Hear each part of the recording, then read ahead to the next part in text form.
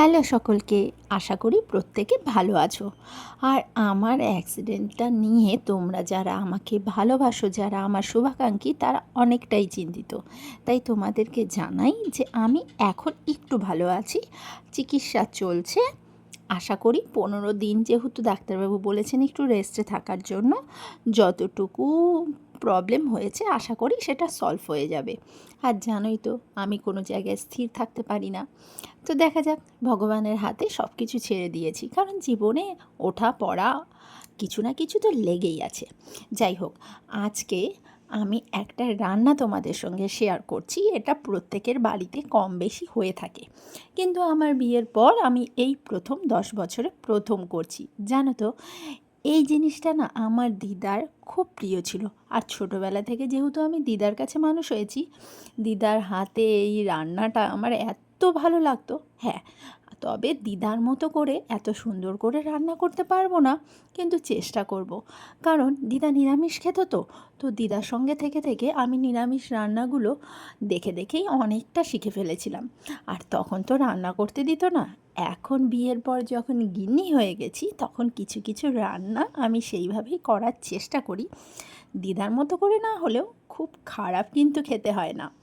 আশা করি এতক্ষণ পর্যন্ত যতটুকুই দেখেছো, যারা রান্না করে খেয়েছো তারা তো ধরে নিয়েছো। কি ধরতে পেরেছো না? একদমই ঠিক, মনে মনে যেটা ভেবেছো সেটাই। এটা কিন্তু পটলের দোলমা। জানো তো, ছোটোবেলায় খুব খেয়েছি দিদার হাতে, কিন্তু এটা করতে গিয়ে এতটাই সময় সাপেক্ষ হয় যে সেই জিনিসটা যে রান্না করব ভেবে চিন্তেই উঠতে পারি না। কারণ বাড়িতে দুটো দুষ্টু আছে, বড়টাকে পড়াতে হয়, আর ছোটোটার তো কোনো কথাই নেই, সব সময় কিছু না কিছু লেগেই আছে। কিন্তু আজ মা বলল যে একটু দই পটল করা যাক। তাতে ভাবলাম যে ওই রান্নাটা দেখি তো করে। আর আমি আমার মতো করেছি, দিদার মতো ঠিক করতে পারিনি। আর এই পটলটাকে জানো তো, আমি ভিডিওতে দেখেছিলাম ভেজে নিয়ে করলে তাতে যে পুরটা থাকে সেটা বাইরে বেরিয়ে আসে না। বেশিরভাগ বাড়িতে বা ছোটোবেলায় দিদার হাতে দেখেছি কাঁচা পটলের ভেতরে সব কিছু বের করে নিয়ে তারপর পুর ভরেই সেটা ভাজা হতো। আর যে কেটে রেখেছি ছোট ছোট, ওটা দিয়ে কাঠি দিয়ে গুজে বা আটার গোলা দিয়ে ভালো মতো মুখটা লাগিয়ে তারপর তেলে ভাজা হয়। কিন্তু তারপরেও দেখতাম নাকি যে ভেতরে পুরটা একটু একটু বেরিয়ে আসতো। তো ভাবলাম আজকে একটু অন্য একটু পদ্ধতিতে করাই যাক। ভিডিওতে দেখেছিলাম এরকম। আর মাথার যে টোপরগুলো সেগুলো যে ভাজবো আমি ভুলেই গিয়েছিলাম।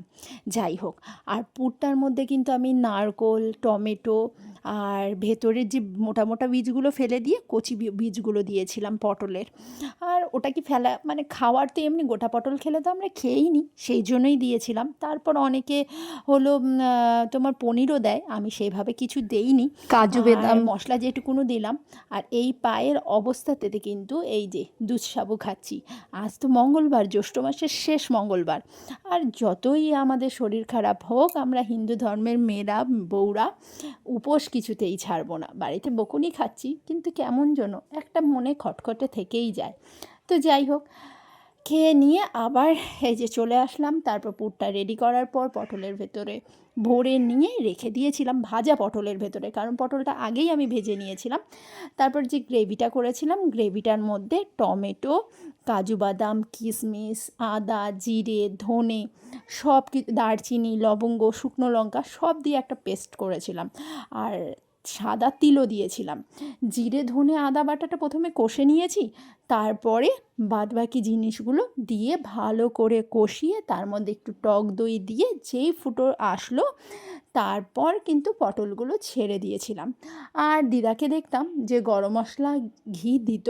তো সেহেতু একটা মনের মধ্যে কিন্তু থেকে যায়, সেই জন্য ঘিটা অপশনাল, দেওয়াও যায় না দেওয়াও যায়।